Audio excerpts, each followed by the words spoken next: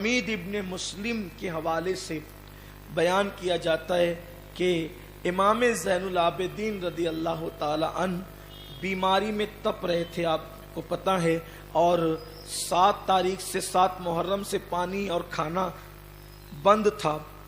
7 کا پورا دن، 8 کا پورا دن، 9 کا پورا دن، 10 کا پورا دن اور 11 کا آدھا دن، یعنی کہ 5 دن ہو گئے تھے بھوک اور پیاس سے، اور بیماری الگ تھی۔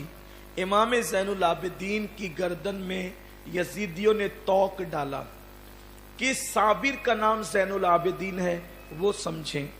گلے میں توق ڈالا اور سر یعنی کہ گردن سے لے کر پیر تک آپ کو زنجیروں میں جکڑ دیا گیا، اور زنجیروں میں جکڑ کر جن سواریوں پر بیویوں کو بٹھایا گیا تھا اس کی نکیل امام زین العابدین کے ہاتھ میں دے دی گئی۔ امام زین العابدین چونکہ نکیل پکڑ کے کھڑے تو رہ نہیں سکتے تھے، گر جاتے تھے۔ جب زمین پہ گرتے تھے تو ظالم آپ پہ چابک برساتے تھے، آپ کو مارتے تھے۔ یہ سلوک کیا امام زین العابدین کے ساتھ، اور جو کلام ابھی آپ نے سنا، ان التیا ریح الصبا یوما الی ارض الحرم بلغ سلامی روضۃ فیہا النبی المحترم، یہ جو آپ نے کلام سنا، یہ کلام امام زین العابدین نے کربلا سے اپنے نانا جان صلی اللہ علیہ وآلہ وسلم کی بارگاہ میں پیش فرمایا۔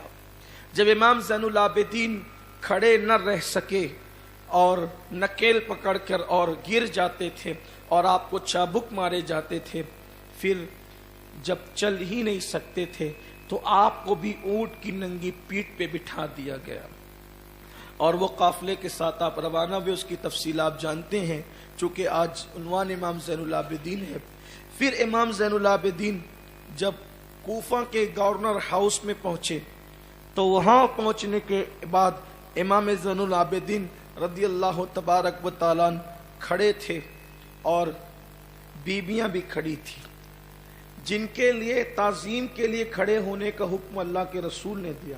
جیسا کہ آپ نے ماہ محرم کے بیانات میں قاضی شہاب الدین دولت آبادی کی تفسیر بحر مواج کے حوالے سے وہ بات سماعت کی تھی کہ حضور نے فرمایا حسن و حسین اور ان کی اولاد کے لیے کھڑے ہو جایا کرو۔ سرکار کی جو میں نے روایت آپ کے سامنے پیش کی تھی بحر مواج سے، کہ جن کے لیے کھڑے ہونے کا حکم تھا وہ کھڑے تھے، اور وہ پلید زنا کی پیداوار ابن زیاد، عبید اللہ ابن زیاد، غرور و تکبر سے جو ہے وہ بیٹھا ہوا تھا، اور امام حسین کا سر جو ہے وہ ایک تشت میں رکھ کر کے لایا گیا۔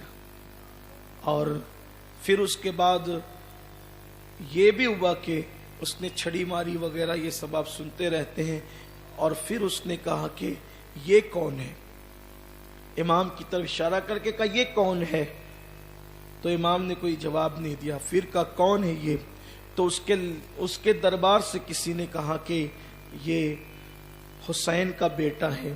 تو کہا اس کو کیوں قتل نہیں کیا، اس کو بھی قتل کرو۔ تو کہا ذرا اس کو دیکھو یہ بالغ ہے کہ نابالغ ہے۔ اکثر کتب میں یہ واقعات درج ہے، علامہ جلال الدین امجدی علیہ رحمہ نے بھی لکھا ہے، علامہ مشتاق احمد نظامی نے بھی لکھا ہے، حضور سید العلماء ماہریروی رحمۃ اللہ علیہ بھی اس کو بیان فرماتے تھے، صد الافاضل علامہ نعیم الدین مراد آبادی نے بھی اس کو بیان فرمایا ہے۔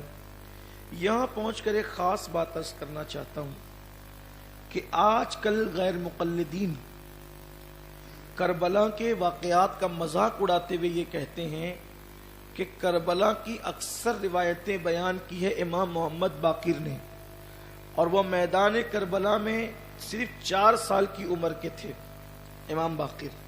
تو 4 سال کی عمر کے لڑکے کے بیان کا اعتبار کیا ہے؟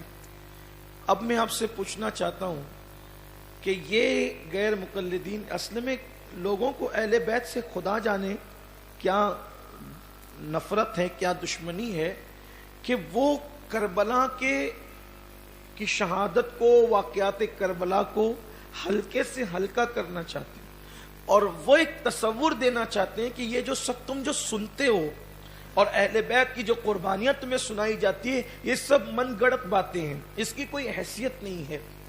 تو انہوں نے امام محمد باقر کو جو ہے وہ کربلا میں ثابت کیا کہ 4 سال کی عمر کے تھے۔ اب میں آپ سے پوچھنا چاہتا ہوں کہ اگر امام محمد باقر 4 سال کی عمر کے تھے تو جو 4 سال کے بچے کا باپ ہو اس کو دیکھ کر پتا چلتا ہے نا کہ یہ مرد ہے اور بالغ ہے۔ امام زین العابدین عمر کے اس حصے میں ہے کہ ابن زیاد سامنے کھڑے ہو کر کے پوچھ رہا ہے کہ یہ بالغ ہے کہ نابالغ ہے۔ اس کا مطلب ابھی جو ہے وہ بالغ ہونے کے آثار جو چہرے پہ ظاہر ہوتے ہیں مونچھ اور داڑھی کی شکل میں، وہ امام زین العابدین کے چہرے پہ تھے بھی نہیں، تبھی تو اس نے کہا اس کو ذرا چیک کرو۔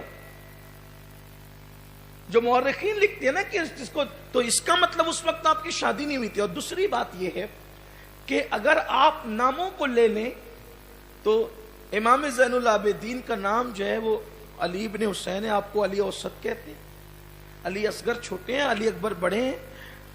تو جب ہم اس بات کو مانتے ہیں کہ علی اکبر 18 سال کے جوان تھے اور ان کی شادی نہیں ہوئی تھی، تو جب علی اکبر کی شادی نہیں ہوئی تھی بڑے بھائی کی، تو جو چھوٹا بھائی تھا جو 14 سال کا تھا ان کی شادی کیسے ہوگی؟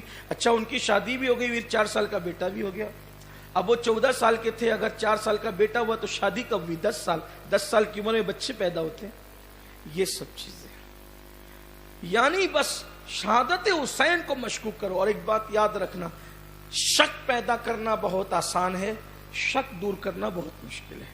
اور شہادت امام حسین کے بارے میں شک پیدا کیا جائے، اصل میں پہلے یہ نہیں کیا۔ یہ سب کتابیں جو ابھی نئی مارکیٹ میں آئی نا، میں ابھی یہ نئی گندگی کا ذکر کر رہا ہوں آپ کے سامنے۔ پہلے یہ کہتے تھے کہ وہ تو باغی تھے، ضدی تھے، ان کو ایسا نہیں کرنا چاہیے تھا۔ قوم نے ان کو جوتے کی نوک پہ رکھا اور کسی نے ان کی نہیں سنی۔ جب دیکھا کہ نہیں سنی تو پھر دوسرے انداز سے، یعنی کہ اس کو کہتے ہیں پرانا شکاری نیا جال۔ تو ان لوگوں نے اس طرح مشکوک کرنے کی کوشش کی شہادت امام علی مقام کو۔ اور ساتھ ہی ساتھ میں چاہتا ہوں کہ آپ کے ذہن میں یہ باتیں ہونی چاہیے کہ اس انداز سے شہادتوں کو مشکوک کرنے کی کوشش کی جا رہی ہے، لیکن میں کہتا ہوں کوئی بھی کرے، جیسا کریں گے ویسا بھریں گے۔ اس لیے کہ صحابی کے بیٹے نے کیا تو آج تک وہ بھر رہا ہے۔ میں سمجھتا ہوں کہ جہنم میں بھی چین سے نہیں ہوگا کہ جب امام کے نام کی محفلیں سجتی ہے تو اس کے سینے پر ابھی بھی سانپ لوٹتے ہوں گے، اور جہنم میں اب بھی بے چین اور بے قرار ہوتا ہوگا کہ وہ کہتے ہیں نا کہ غوث پاک کے لیے کہا تھا میرے امام نے کہ مر کے بھی چین سے سوتا نہیں مارا تیرا۔ جب بیٹے کی مار کا یہ حال ہے تو دادا کی مار کا حال کیا ہے؟ مر کے بھی چین، الاما قیر ہے اے غوث وہ تیکھا تیرا، مر کے بھی چین سے سوتا نہیں مارا تیرا۔ تو امام پاک امام زین العابدین کے متعلق ابن زیاد نے کہا دیکھو اس کو چیک کرو یہ بالغ ہے کہ نابالغ ہے، تو چیک کر کے کہا کہ یعنی اس طرح سے اصل میں بالغ لڑکوں کی علامت دیکھ کر یہ ظاہر ہوتی ہے کہ چہرے پہ مونچھ آنا شروع ہو جاتی ہے، داڑھی اگنا شروع ہو جاتی ہے، یہ بالغ ہونے کی علامت ہے۔ تو کہا کہ یہ بالغ ہو چکا ہے، کہا اس کو بھی قتل کرو۔ بی بی سیدہ زینب سلام اللہ علیہا بہت معمولی سے کپڑے اس دن آپ کے بدن پر تھے، اور کئی دن سے کپڑے تبدیل بھی نہیں ہوئے تھے۔ بھئی کپڑے کہاں تبدیل ہوتے، سب تو لوٹ ہی لیا گیا تھا، چادر تک لوٹ لی گئی تھی۔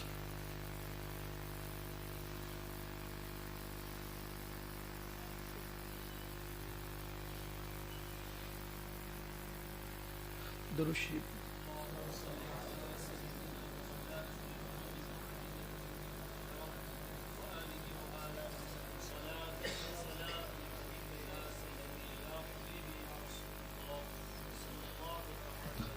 رب صلی وسلم دائما ابدا علی حبیبی کا خیر خلق۔ ایک دن میں نے جب میں یہ روایت پڑھ رہا تھا